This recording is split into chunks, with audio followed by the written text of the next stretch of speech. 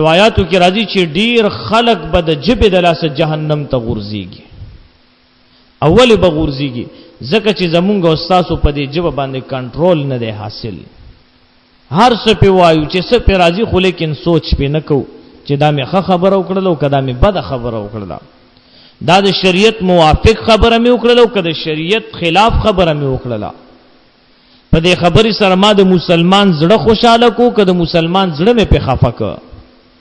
نو دا سوچ فکر نی انسانانو سره.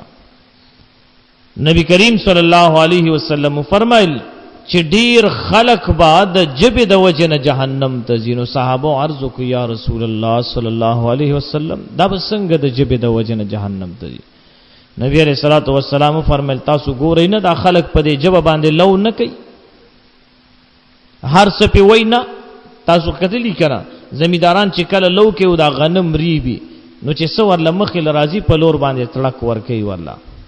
که غنم راځي غمري بیو که ډوډه راځي غمري بیو که جودرو د قرنګي کبلو ډیله وغیرہ غیاګان مخې لرازي نو غمري بي هر سره کوي.